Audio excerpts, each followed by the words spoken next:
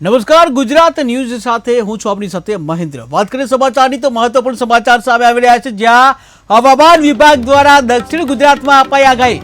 હવામાન વિભાગ દ્વારા દક્ષિણ ગુજરાતમાં આગાહી જ્યાં આગામી 3 દિવસમાં આગામી 3 દિવસ જે હવામાન વિભાગની આગાહી સામે આવી છે, ત્યારે ભારે પવન સાથે વરસાદની આગાહી કરવામાં આવી છે। આગાહીના પરિણામે સુરત શહેર ફાયર વિભાગ એલર્ટના મોડમાં, જ્યાં ફાયર વિભાગ દ્વારા એક્સ્ટ્રા એક કંટ્રોલ રૂમ ઊભું કરવામાં આવ્યું છે। ત્યારે સમગ્ર સુરત શહેરમાં 17 જેટલા વૃક્ષો થયા ધરાશાયી। તો મહત્વપૂર્ણ સમાચાર સામે આવી રહ્યા છે સુરતથી, કે જ્યાં હવામાન વિભાગ દ્વારા દક્ષિણ ગુજરાતમાં અપાઈ આગાહી, જ્યાં આગામી 3 દિવસમાં જે વરસાદની આગાહી, ત્યારે ભારે પવન સાથે વરસાદની આગાહી કરવામાં આવી છે।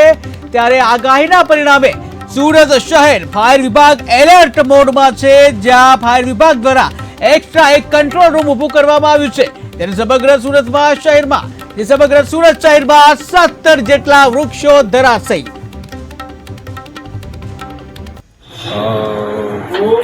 ફાયર કંટ્રોલ ઇન્ચાર્જ છું, ફાયર ઓફિસર દીપક સપ્તાહ। શું છે કંટ્રોલ રૂમ ચાલુ કરાવવામાં આવ્યું છે?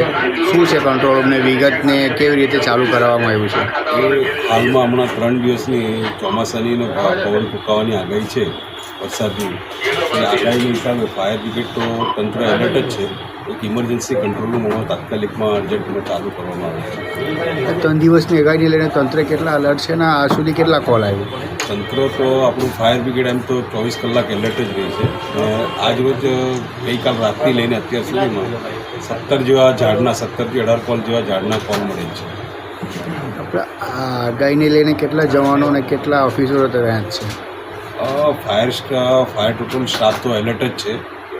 કોઈ બહારથી ટીમ બોલાવવામાં આવી છે? ના, અત્યાર સુધી એવી કોઈ પરિસ્થિતિ નથી આવી કે બહારથી ટીમ બોલાવવી પડે।